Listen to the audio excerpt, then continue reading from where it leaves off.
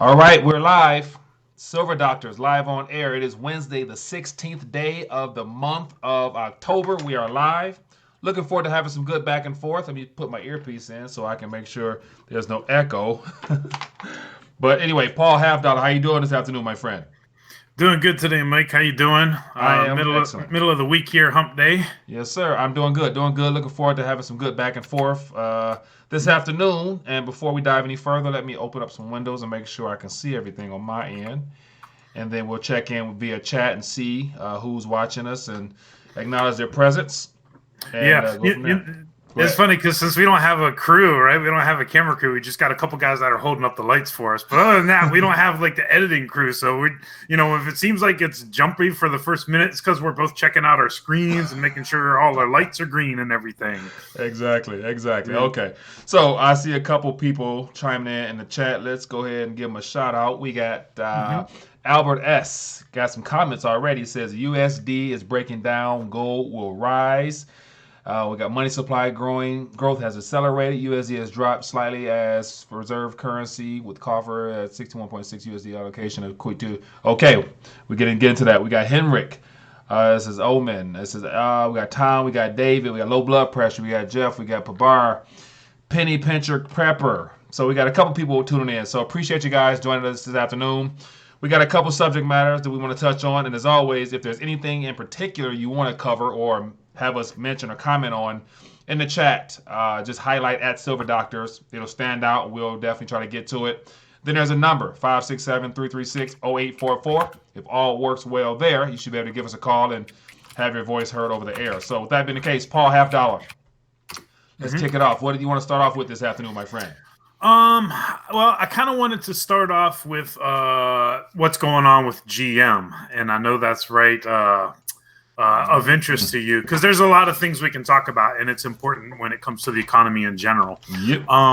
Would you like to start there, Mike? We can. And so actually, let me see. I'm not too familiar with today's news, but I see some articles here. And so apart from hearing something about a tentative agreement was reached or being Mm-hmm. worked out, I'm not sure the details.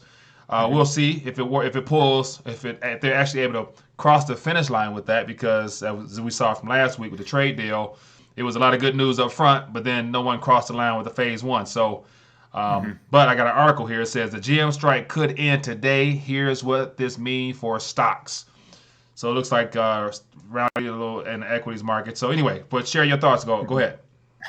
Yeah, GM strike could end today. Here's what it means for stocks, because who cares what it means for the workers, right? But here's. Do you remember that Council for the American Worker that was created in 2017? And GM pledged, and part of their pledge was 46,000 jobs, or not jobs, promises. Mm-hmm. So they're not really promising jobs; they're just promising promises to the American worker. Here's that thing. Remember, it had like millions of all these pledges from WhiteHouse.gov, but GM was one of them. And it's funny because, well, it's not funny, but 46,000 is what they've pledged, and that's like the number of all the people that are striking in the United States, isn't it? Yeah. Yeah. It's interesting because a couple things about this, right? President Trump has gone back and forth personally with GM over the last 2 years.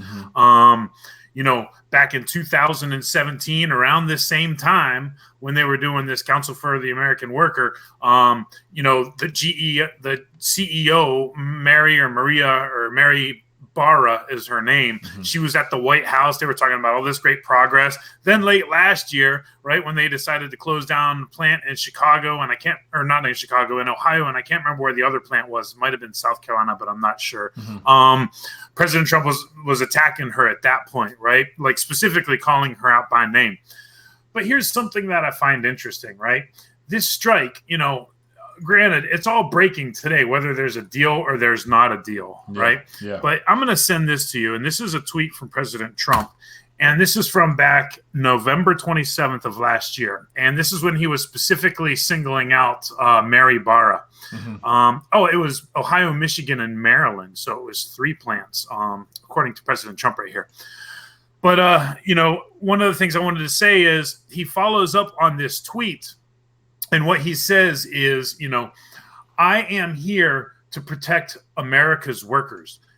And I've seen things like this strike I've seen news articles talking about this strike has affected American workers. Like the average striker has taken a $4,000 hit in wages since this is going on.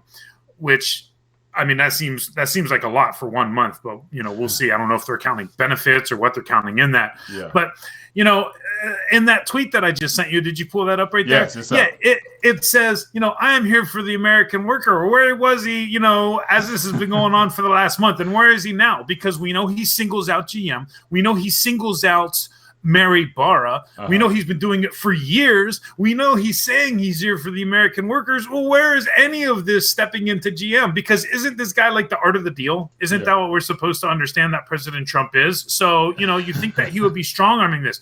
What I'm doing here, Mike, is just trying to show it's not hate and it's not bashing. It's just showing that what people think is happening is not happening. We do not have this booming economy. We do not have America first. We do not have a president that's putting workers front and center of these things, right? I mean, this is my opinion, but I'm just going off of what I see in plain sight, right? I'm seeing all this stuff. Do you have any thoughts on this, Mike? Yeah, I would agree completely. And so it's becoming harder and harder to believe the narrative. And so we were talking before we went live about his tweet storm. And so how I mentioned not long ago how from the time he was president or elected until this current moment, he's 3-4 times the amount of tweets that he puts out. And it's all in defense of him and calling out his constituents and their disagreement with his policy and all the things he's been doing. But yet we ran upon draining the swamp.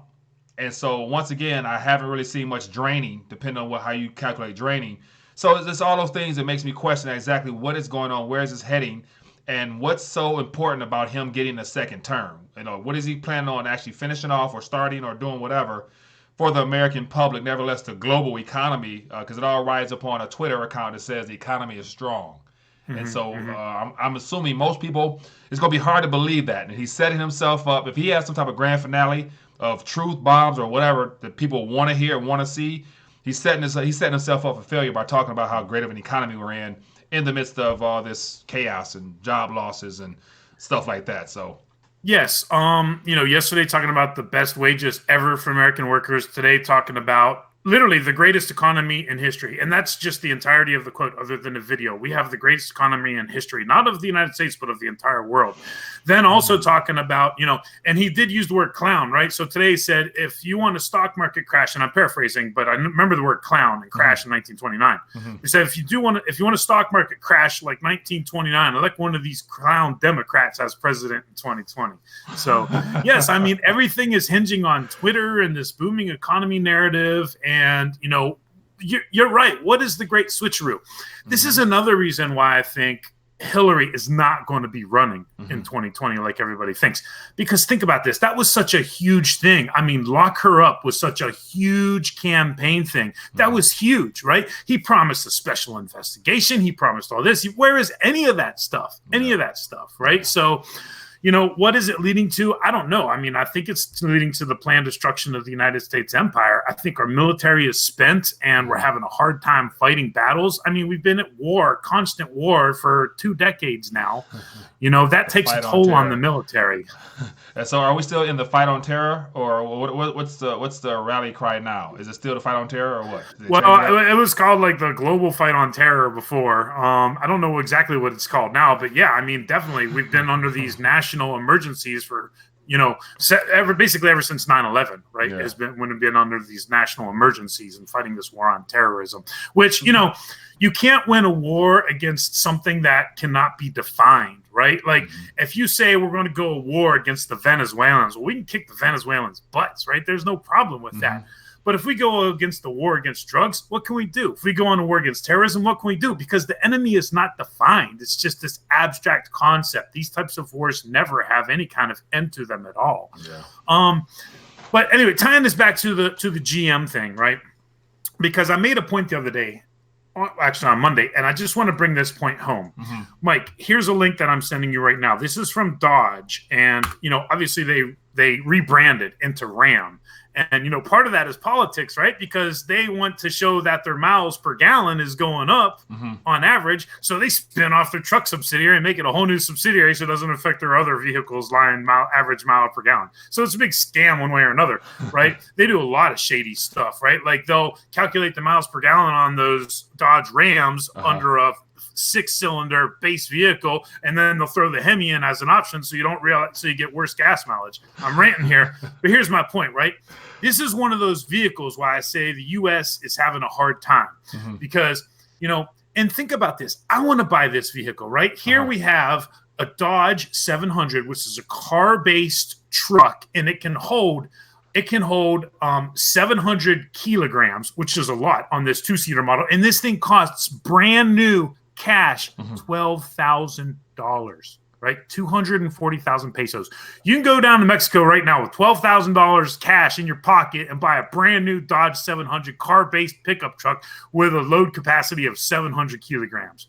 Where are these cars in the United States? Do you see what I'm saying, Mike? It's like, so in the end, it's like there is demand for this, right? People don't want to spend more on gas. They want to spend less on gas. People don't. It's just that we're pushed into these big gas guzzlers. We're pushed into the full-size SUVs. Yeah. The reason why there's not a market for this is because the propaganda is against this kind of stuff. But this is what the rest of the world does, right? They use economy. They use efficiency. They go for practical, economical things. Wow. And even with stuff like this, they're still having a harder time competing because you've got to compete with like the Indian companies, right? Yeah. Like the Indian companies like Mahindra, right? They make a lot of really good trucks that are sold that are compact, lightweight, good on gas and all this and all that.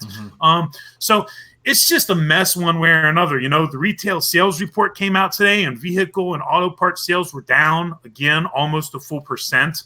I've got a link to that too. So, it's just, I'm seeing bad news all around in the economy. And here's the other thing that got me thinking about, and I know I'm going in circles like I always do. I apologize about that. Here's another thing I got thinking about the economy and GM and stuff like that. Right now, they're talking about how can we get more out of GM? How can we get a better deal? But what's going to happen when basically they're going to be fighting for, don't take away quite as much, right? Because the cuts in wages are coming. The cuts in jobs are coming. So right now, it's negotiation on good terms. What happens when it's negotiation starts under bad terms, right? Yeah, it's going to be a rude awakening for a lot of people, unfortunately. So for those, and the problem is the majority of the people have no clue what's coming or what's unfolding. And there's a small few, i.e. the people that's watching us now that's awake and aware and hopefully somehow, some way taking action. And so one of my models and strategies is because of unemployment, there's no such thing as security anymore. There's no such thing as safety. There's no such thing as promises that can be kept if it has a lot of counterparties in between you and the fulfillment of that agreement. So there's going to be a lot of breaches of contracts pretty soon. Therefore, that puts at risk your entire life financially and everything else in between. So knowing that is either underway or coming, what do you do about it? And my first thought, for me personally, is to, if you're dependent upon employment, give yourself a pink slip by basically saying, look a year ahead to this current day and time, 2020, October 16th. Say, for example, between now and then, you lose your job in October. What will you do?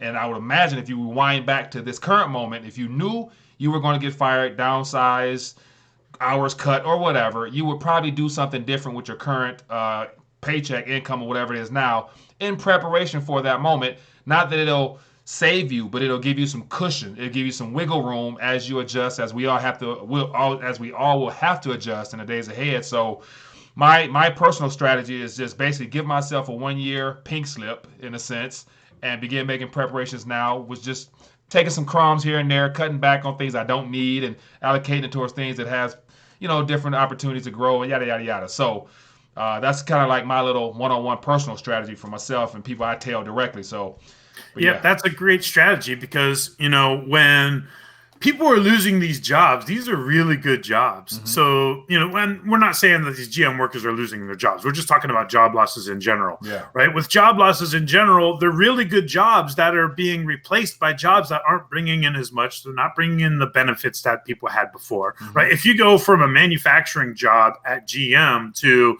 working somewhere else, you're not going to have those kind of benefits. You're not going to have that time off. You're not going to have that pay. So, in addition to what you're saying, it's like, yes, because it's going to be a rude awakening because everybody else that lost those good jobs, they're all competing for lesser quality jobs now. So, these changes have to come. This is why I'm saying like these vehicles, right? Like, instead of extending the financing terms out to 8 years on average with the average payment of like $550 now? I mean, it's crazy.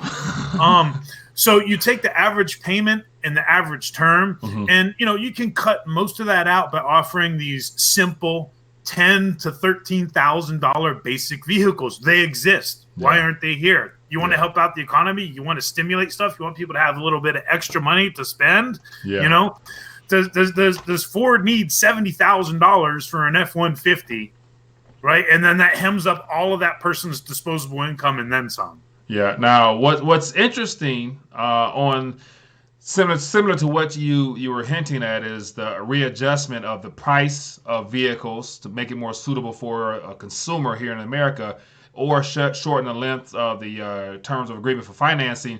What I do find interesting, I'm pulling it up now, is that I guess in attempt to keep pace with demand for speed and luxury, the 2020 Corvette I saw a couple out on the streets, and apparently this is the fastest street car. It has all the bells and whistles of a $100,000 plus vehicle, but I think the base price is like 60,000 or 50 or something extremely low.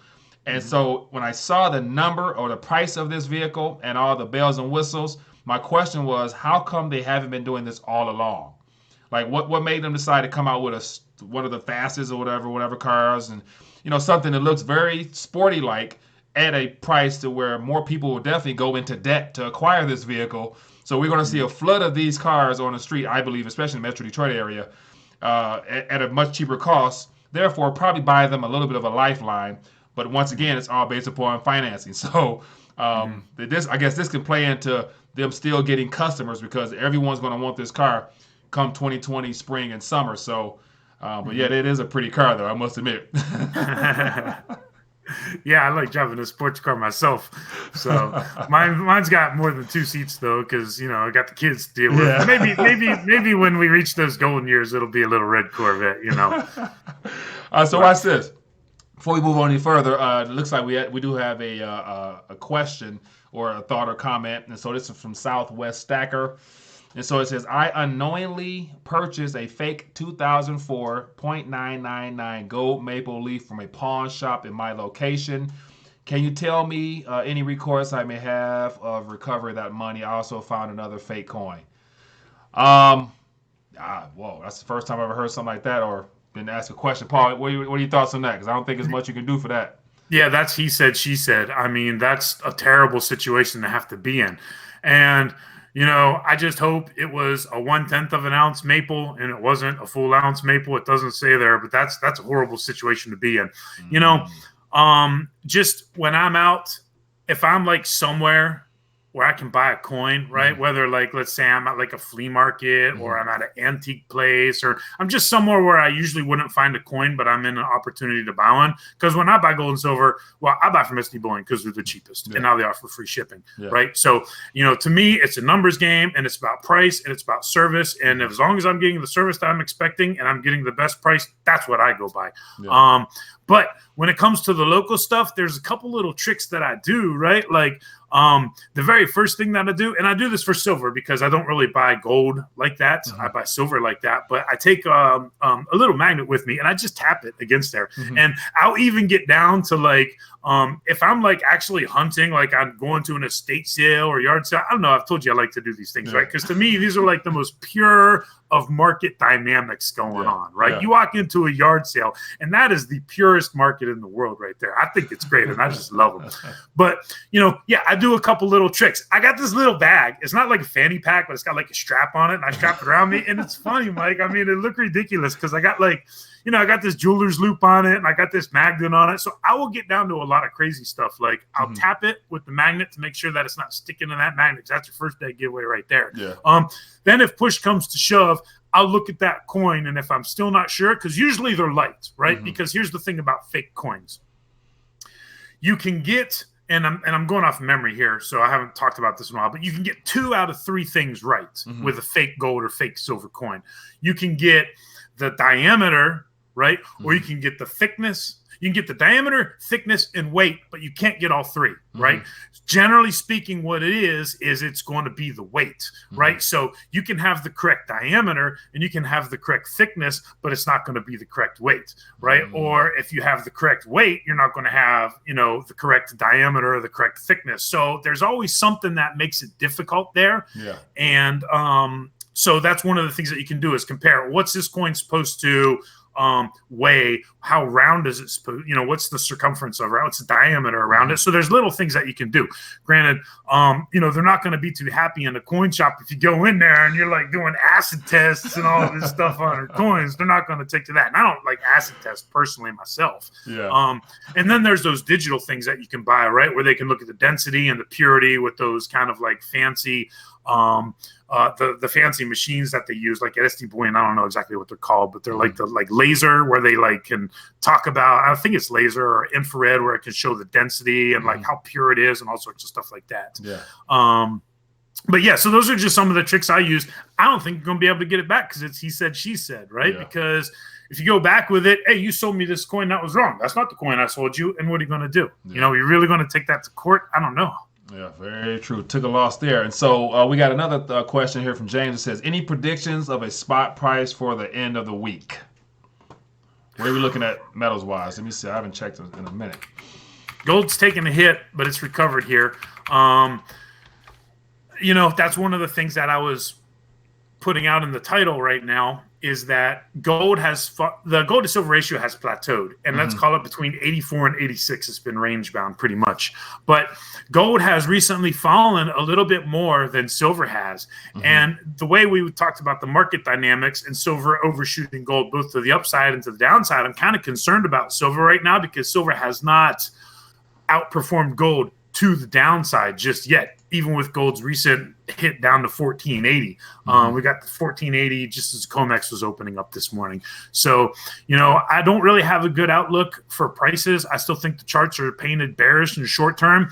But, since I've been saying since last week, I don't have any forecaster calls right now in the short term because I'm taking a step back and I'm trying to let this new COMEX thing digest. I started looking at those charts. They're sure enough, they're trading those contracts in renminbi on the COMEX, and it's priced per gram in Chinese offshore yuan. Yeah. So watch this. So I followed up on that same thing we discussed. And so the yuan is in grams and the dollar is in the tonnage or whatever.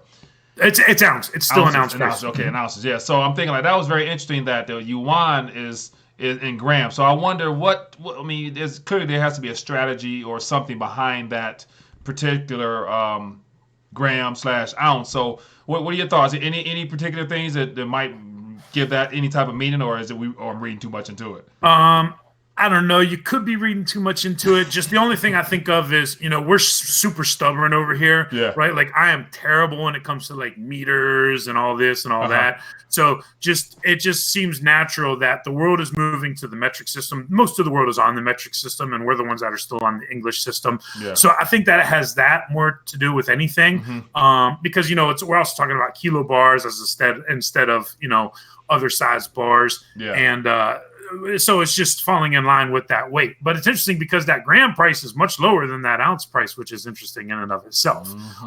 But a contract size is still 1,000 grams. Yeah. So, it's different because it's not, a contract size for gold in dollars is for 100 ounces, right? So that doesn't equal to 1,000 grams exactly. Yeah. Yeah. But I think it has to do with the rise of the East on that. Yeah. All right. Well, I appreciate that. Definitely. I like to just go over and above and see what I can pull out of it. It says, let me see what else we got here. Any thoughts in the chat? Let me see the put agenda. I see some comments back and forth. Nothing directly to us.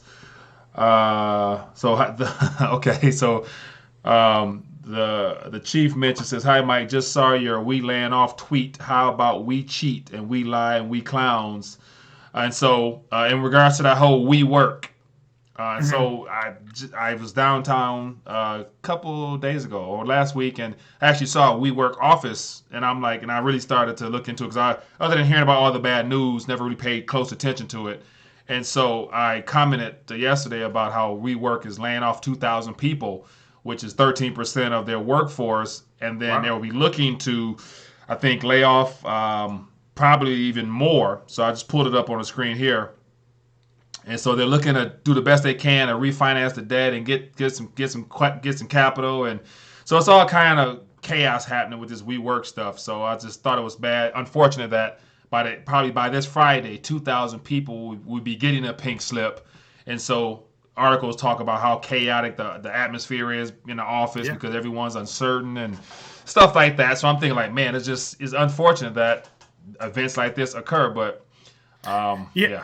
Yes, because if you think about like, you know, for WeWork, right? They're Hmm. definitely going into bankruptcy. Their IPO was a bust. They couldn't even do it. They're, you know, hemorrhaging money. And here's the thing about that, right? As their finances deteriorate worse, they have less and less people that can work on it. So it's kind of like, you know, we talk about like a downward death spiral. And that's what I see here because, you know, they've got some serious problems and now they don't even have as many people that are going to be working on those problems. All right. Which is just one of the topics I wanted to talk about in general. Hmm. Just the retail apocalypse, right? Yeah. You know, because like Zero Hedge isn't really reporting a whole lot on this, just Hmm. about how bad things are. I mean, they're Yeah. reporting on it, but it's just not front and center. But stores are closing down. Sears is closing down 100 stores out of like they only have 400 and some, so they're closing down like 25% of the stores that are remaining right now. Yeah. Um, you know, just store closures in general, right? Just adding to that vacant retail space that's out there. Yeah. So it's just a bad picture all the way around. Thoughts on any of that, Mike? I do agree 100%. And watch this. While you were speaking, I pulled up an article that I touched on, that I came across earlier today. And Mhm. this article here is by a guy named Gary Schilling. He's, I think, a PhD economist slash investor. And so it's from the Spokesman Review, and it came Mhm. out today. And it says a strong U.S. consumer won't prevent a recession. And from his very first sentence down to the bottom, he does a great job of breaking down every single thing that lets me know that we have already been in a recession. We just haven't gotten the confirmation from the bureau of whoever to confirm it. But all the statistics he listed here is like, man, like it's very, very grim.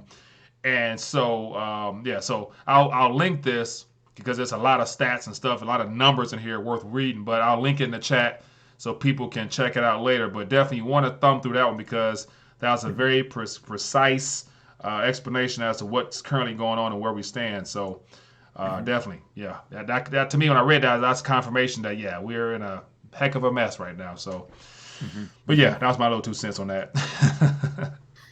Yeah, so we are. And, you know, the number of store closures this year in 2019, right, outpacing the number of store closures in 2018. That just goes to show you that not only is the American consumer not going to be able to help save the economy from the recession, but yeah, I mean, they're not out there right now anyway, Hmm. right? So it's not even like, forget about what they're going to spend in the future. They're not even spending in the present. You know, retail Yeah, sales came out this morning at 8:30 and retail sales declined from last month.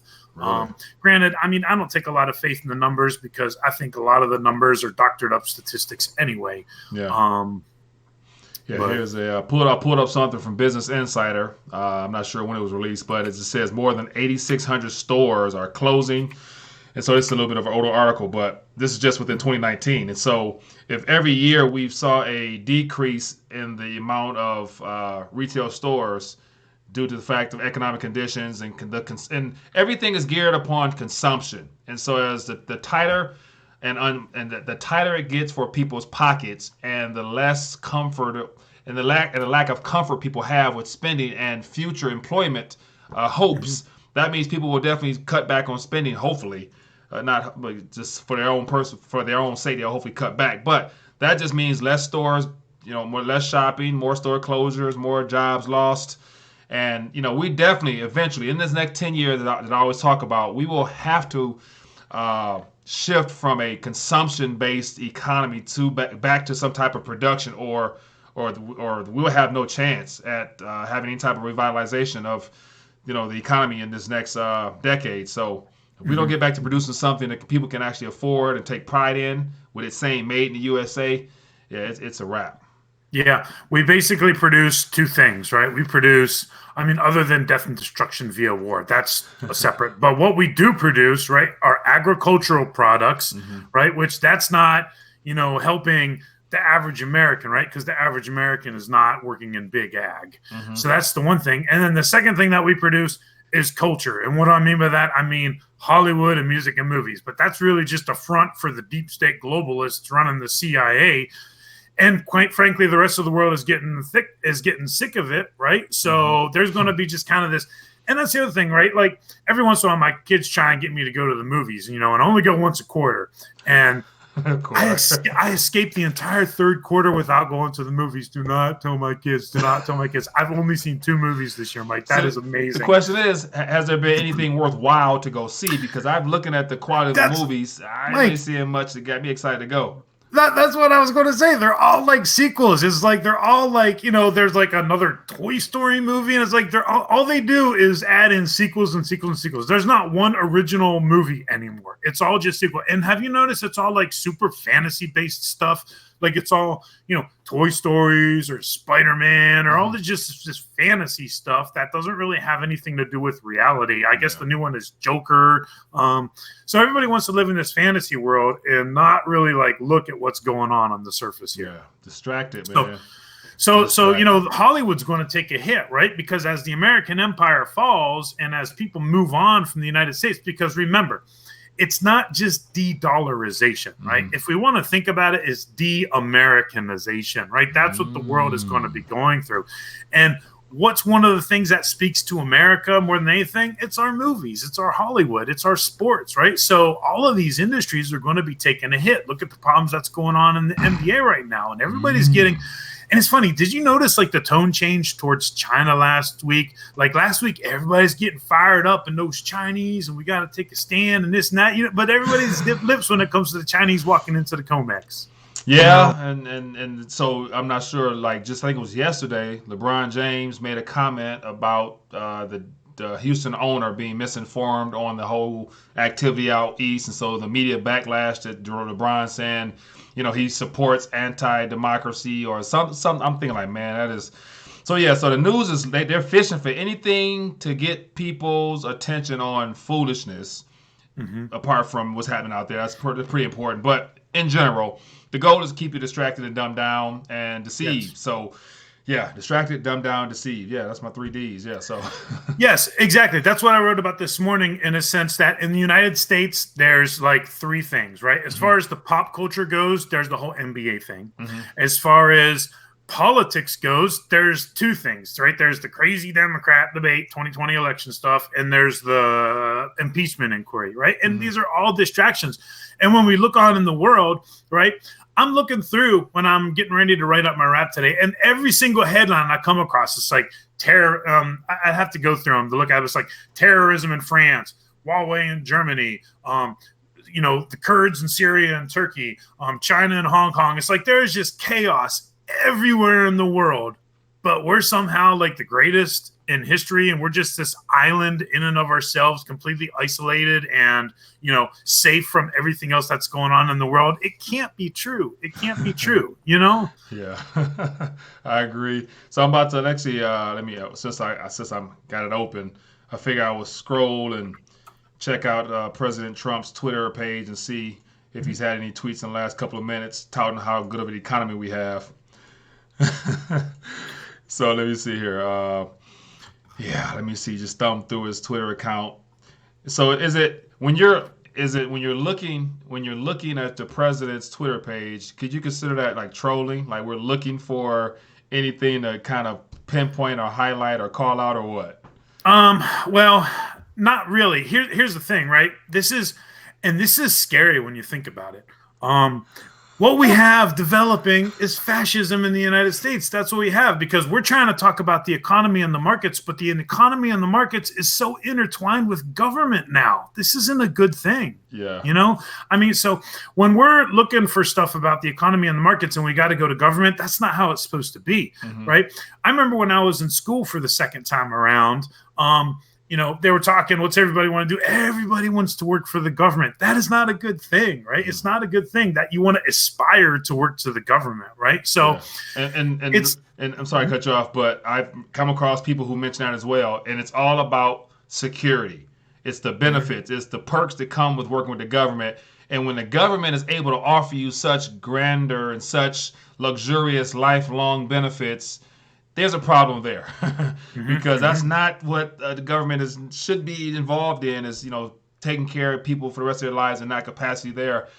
So yeah, the model of politics and government has completely upside down. But anyway, sorry, go ahead. Yeah, no, yeah, it has, definitely. And, you know, when you talk about just working for the government in general, you know, we talk about they don't really produce anything, right? So it's basically extracting. You brought up a great point on Monday. What happens, for example, when you can't, you know, pay your water bill, and then all of a sudden then you all of a sudden don't have running water, you know, and that's just how it's going to be. So these government institutions, they're going to fall apart too, right? Because, you know, when people can't pay for things, when people can't pay for all of this over encroaching stuff that the government has become, what are those institutions going to do? They can't keep self-sustaining themselves, and the debt can't just keep growing forever, because if nobody can buy the debt, well, what are you going to do with that?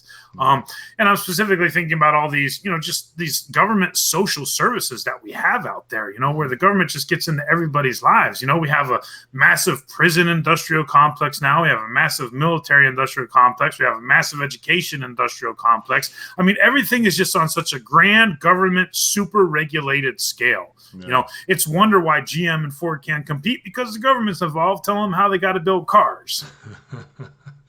Oh, man. Yeah, that is what it is. Let's check in with the chat and see what's going on. Let me see here. As always, if you guys have any thoughts, anything you want to share with us, definitely highlight at Silver Doctors or give us a call. We should be good to take a couple calls or whatnot. What else we got here? Anything stand out that you see? Not all that. Well, low blood pressure was saying the Sears and Corpus Christi's closing down, so that's sad to hear. Sears and Corpus Christi, really? Have you been in a Sears in a while, Mike? There was a Sears in a mall not too far that closed down, and just that mall in general is very bare. So I've watched it. I watched it from my childhood years to now. It's pretty much non-existent as a mall, but haven't actually gone in. When I did go in, it was bare, apart from the what is it called, the electronics area and the machinery area. That was still full, but everything else had sale. So yeah, not really. And you know, part of it is because the government's involved in there too, right? When we were growing up, malls were cool. We used to go to the malls. We used to hang out, right? They had movies made that were just about malls, right? That's how much malls were in culture.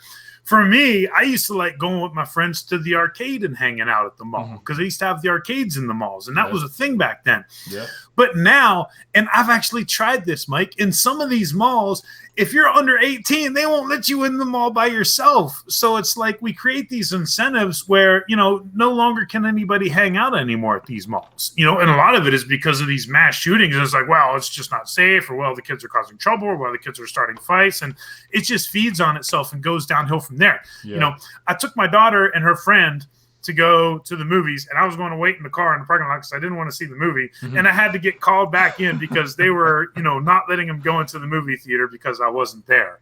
So It's just, we've just turned into this government over encroaching nanny state here. And, you know, malls aren't what they used to be anymore. No wonder why they're dying. Yeah, very true, very true.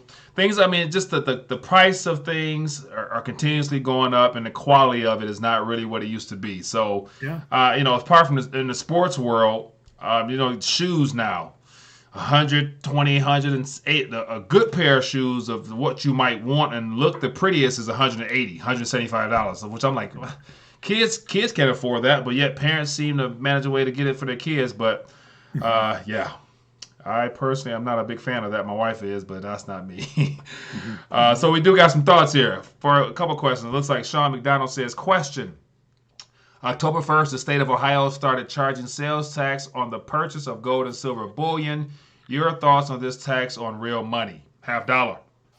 Yeah, I don't like these taxes at all because, like, the way I've explained it like this is if you go into an arcade and you put $1 in the coin machine to get out 4 quarters, you're not charged a tax on that. So if I go into a bank and if I say, if I got some 20s or if I got some hundreds and I'm going to have a yard sale on the weekend and I say, can you break this 100 and give me, a couple 20s, some 5s, some 1s, a couple 10s? They're not going to charge me a tax on that, right? So I'm against all this stuff. And, the more I think about it, it's like not only that, but the government like double dips in all these taxes that they charge too. Because like, for example, like think about like eBay, right? eBay is starting to charge sales tax. So like if you're like an individual seller and you sell something on eBay, then the government collects taxes from that. But you bought it from a store and you already paid a tax on that once. So how many times are you going to be taxes on the same exact thing? So right. And then eventually to avoid that tax or that you're going to be getting from eBay, they're going to have to up the prices a little bit just to make it try to cover that difference. So so it's always more and more and more. That's why, the government loves credit. That's why people love gift certificates, right? Because you pay the tax on the gift certificate when you buy it. And then when you're in a restaurant, you pay the tax on that too, So it's like the government just loves all of these things because they're just getting extra money. And, it's money where they're just doing it because they can. And it's a shame, right? Yeah. So let's tax somebody for doing the right thing. That's what the government is saying. We're going to tax you for doing the right thing. Yeah, and the thing is, it's only the beginning. I think and they're going to be forced to either print more and try to tax more, the MMT.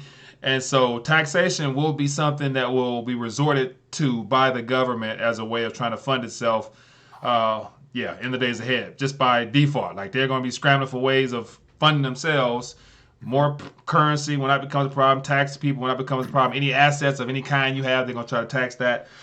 So yeah, I think about the game Monopoly, and you know how like you start getting behind in Monopoly, and it's like you pass go and you collect $200, and you got like $350, but then you land on a property and you $1,800. Like, well, what do I do now? And then you start mortgaging all your stuff and turning in all your properties and making side deals. And then that gets you through one roll of the dice, right? And then on your next turn, you've managed to have like $450. Then you land on another property. Then you're like $2,000. It's like, come on. And it never ends, right? So, with this taxing, you can only get so much. And then it doesn't even matter because it's never even going to come close to what you actually need to run the government. Yeah, very true. And so speaking of what you're talking about, I want to play a little video. And so I'm going to play a little video because when I saw this, I couldn't help myself. But it's it's let me see if I can play it. Okay. It's quite funny, I must admit. So it's a mom and a son playing Monopoly. Oh my gosh. Where's all your money gone, Donnie? Taxes. I think I'm experiencing a delay here. 10, 11. Let me fix my houses. It's playing. It's okay. Okay. It's part of the game. No, it's not. It's not fun. It's not fun to what? It's the worst part of the game. Oh, it's what? Taxes. So this kid in this video is breaking down because he's playing Monopoly with his family and he lost all his money because of taxes. He started crying. And he's like, it's not fair. He's like, what? Taxes? Yeah. So yeah, hope you guys can see that, man. But when I saw that, I just broke out in tears. So every once in a while when we go school shopping for the kids, like back to school shopping, and for some reason back to school shopping is like 6 times a year in my house. I really don't understand how that's possible. They only go back to school once. But we go back to school shopping and I give them a limit, right? I'll say like, you're only spending $200 on clothes today. And they'll be like, yeah, but that doesn't include the tax, right? And I'm like, what do you mean that doesn't include tax? You got to pay the tax. I'm like, no, you got that for me, right, Dad? I'm like, oh, come on. So, so bump that up. Now it's instead of, $200, now it's $214 or whatever it is. Yeah. I'm still rolling about that. Yeah, that was funny, man. Oh, yeah, having fun with it. Anyway, Yeah, let's keep it moving. So there was something about inflation in the question. I can't. It was about like if my wife was concerned about inflation. It was highlighted there. Here's a thought that's interesting. Tom Taylor says repo is pawn shops for banks. So Yep. yeah, I saw some numbers thrown out as of recent. The repo situation numbers are still astronomical. That's billions of dollars, billions, not millions, not thousands, but billions daily. Every single day. Yep, Man. every single day. And you know, It's not wasn't QE. the Paul? Get it story- right. It's not QE. Okay. Yeah, wasn't the story that everybody was told is that it is end of the quarter, right? Like balancing, account balancing, making everything right. Taxes due. Yeah, in the Q3, taxes are due. They need some tax revenue, whatever. Okay. Yeah. Yeah, but we're all the way more than halfway through October now, so it's not really the end of the quarter anymore. Right. So I'm assuming they're getting ready for into Q4. So they got to make sure they can, taxes is running in. So yeah, my biggest thing is if with all this borrowing, and it's overnight or however long, 2 weeks, whatever the window is of time, where the funds coming from to repay? But I don't know in particular how that operates, but I'm curious to find out when you borrow a couple billion overnight and you pay it back the next day, where those billions come from? Like what type of operations did you do to come up with some billions, and what did you use it for? So that's one thing I have to find. I have to find somebody who can explain that for me. You know what I'm saying? I really know that. Because it's supposed to completely roll over every single day, except for the 14-day terms and those like that. Chris Powell actually brought up a really good point about this yesterday. We posted it on Silver Doctors.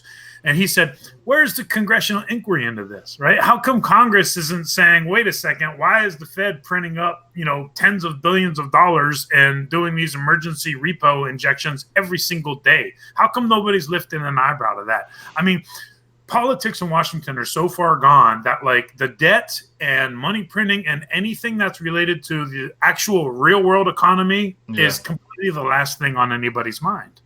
Yeah. And that's going to be the most shocking part is when, when they lose control, when the Federal Reserve loses control of all these operations, all these policies, and they are forced to go into their toolkit and put out some new gimmicks, some new tricks. They're going to go directly for the people's pockets even more so. Because right now, all the policies, as I think Mason Tricks has mentioned, everything they're doing now is just robbing savers. It's stealing from future wealth. So this is where it gets into the whole idea of retiring. Like all the policies implemented now, it lessens the chance of you being able to go out 10, 20 years and having things grow, compounding to where you can actually enjoy it in the future. So they're bringing everything now to this current moment, and they're squeezing the last little bit of lifeline out of this economy, and that includes all the purchasing power of the Federal Reserve note and all the other currencies. They try and get the last little drop out of it right now. Yeah, man, they are. Suck. Yep. Oh man. All right. So we got here. Any more thoughts? It says Mike and Paul. Go ahead. That one was about what's a good. It was one of the common questions we get, which is what's a good amount of silver so that my wife can sleep good at night if she's concerned about inflation. And we've gone over that before, but my personal strategy, and you know this, Mike, but my personal strategy is to keep as little money in the banking system as possible because I do not trust the banking system. So I keep money for like paying my bills and doing this and all that, and everything else I just bring out, right? And I keep my savings in gold and silver. And sometimes, yes, I've had to sell at a slight loss, but just generally speaking, my stack is up now, right? It's in the green. So there are times when you move in and out of silver, but generally speaking, the upside is much more than the downside. So as much as you can afford to keep outside of the system that you don't have to touch while we have any kind of short-term risks to price to the downside. Yeah. Does that even make sense? Yeah, it does. It does. And so like me, as I always mentioned, because of my thought process having changed over the last umpteen years of commenting on this subject matter, I don't necessarily see red and green anymore. Just because I think in the end, the last little bit of green that we all know and appreciate is green paper. And when that goes belly up, they're going to roll out some type of digital whatever. And at that point, I think anything silver or gold will definitely be in the green because it's going to be something you don't want to exchange for some green paper anymore or a digit. So yeah. So I like I always mentioned, I don't follow prices much. You're the guy that stays on top of that. I just think long term. You better have some, or you're out of luck. Yeah, especially when we're talking about the reset. Let me see. We got a question I saw here. It says, what was the question? It was a question. I lost it. Mike. Okay. Bullets today. Oh, no. That's something we already talked about. The price of metals. So we mentioned on that earlier. It's reference to the current price and where you kind of see it going. What else? It says, go ahead. About China China entering the COMEX. Yeah. How do you think China entering the COMEX will affect the spot price on precious metals? I think it helps the cartel to smash prices for several reasons. One, because it's just another derivative of gold and silver, because these are financially settled products. So these are Shanghai Gold Exchange products that are financially settled only on the COMEX, priced in dollars or priced in yuan. So I think that by adding more paper into the mix, right? We all know that with an abundance of supply, you can knock that price down. So I think that it's going to be detrimental in the short term. I'm still trying to assess this all.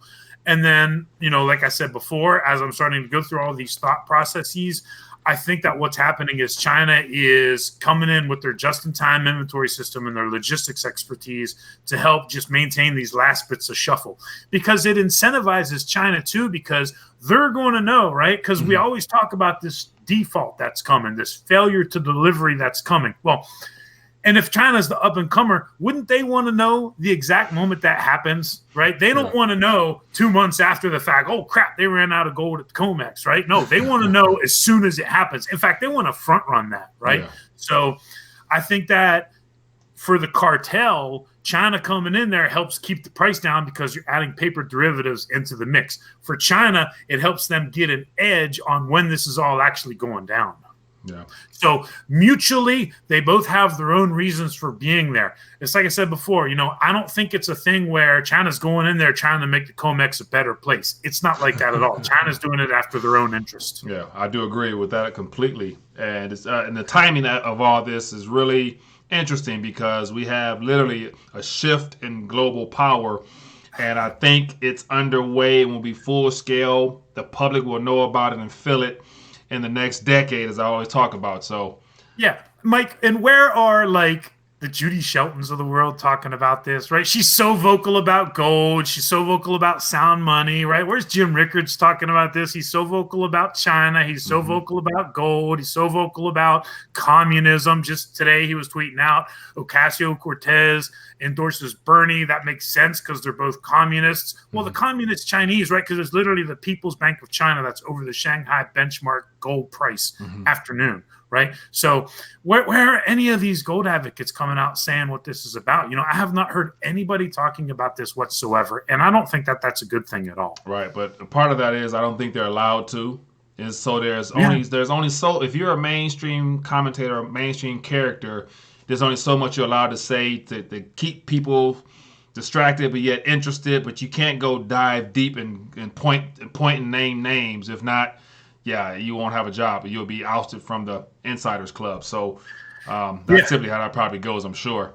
And that's exactly what it is. This is why I don't hold a lot of faith to all these, these things where, they're going to lead the reset, or they're going to do this, or they're going to do that. I don't put a lot of faith in that because I think ultimately nothing's going to happen until the crisis happens first. Yeah, it's very true. So there's a couple of thoughts out here that I wanted to comment on. And I'm going to pull up an article here. Let me see here. So someone mentioned, and so Paul, I know I kind of got an idea where you stand with this, but GoldBacked cryptocurrencies. And so there's a coin called KBC that's a part of an organization over in Europe. And so I follow that. And so they're talking about the price of it now in comparison to what it might be down the line. And so my thought with that would be, get it while the getting's good, because right now everything is calm. But when things get chaotic in the metals arena, I would imagine anything that's positioned as a system that thwarts the current infrastructure of the economies, they might not last long. So the KBC coin, if you're going to speculate it, in my opinion, definitely get as much as you can out of it now, as opposed to waiting for the future, because there's no certainty amongst chaos, especially if governments are having problems. They're not going to let or corporations or whatnot that deal in gold go unbothered or whatever I'm trying to say. So yes, and and just at the very essence of it, sure, I'm pro gold-backed stuff, right? If it's actually gold-backed, I would say if it's 100% gold-backed, right? So like if you buy an ounce gold in some digital cryptocurrency and it's actually an ounce of gold, I'm cool with that. But just like you said, that's part of the Western financial system, and governments are going to be looking at that to attack that if they want to, because it's much easier to just go in there and raid any of these kind of digital accounts than it is to get actual real physical gold. That's why, you were talking about, extracting all the wealth from the pension and retirement systems. Well, it's the same thing with like the gold, right? They can extract wealth through these kind of systems as well because they're just purely financial in nature. Where is that gold? I don't know where that gold exactly is. That's gold backed, but still they could still force a tax on it one way or another, right? And these things aren't like, and it's not like, oh, that'll never happen, or oh, that's outrageous. Well, look at what's it called, FINRA or FACTA, or the one where like you can't open up a bank account overseas without going through a million hoops, right? When we purchased our last house and we did the wire transfer, they ask you a million questions. Where'd this money come from? What are you doing with this money? Did you get any of this money with terrorism and all this and all that? And they're just strictly straight up in your business. So if the United States government wants to, they can lock down all of these digital products, whether it's something that's gold backed, whether it's something that's purely fiat, whatever it is, they can lock these things down. What they don't have control of is what they don't have control of, like this. Yeah, I would agree with that. What else? We got, can't call the phone, keep hanging up. So yeah, it looks like the phone line's not working properly. So I apologize for that. Got to get that ironed out. But it looks like we have about close to 260 or so people tuning in. So we appreciate you spending time with us this afternoon. If you've enjoyed the back and forth, don't be afraid to donate a thumbs up beneath this video here. And then I want to touch on this article here because somebody just posted this and of something I wasn't aware of.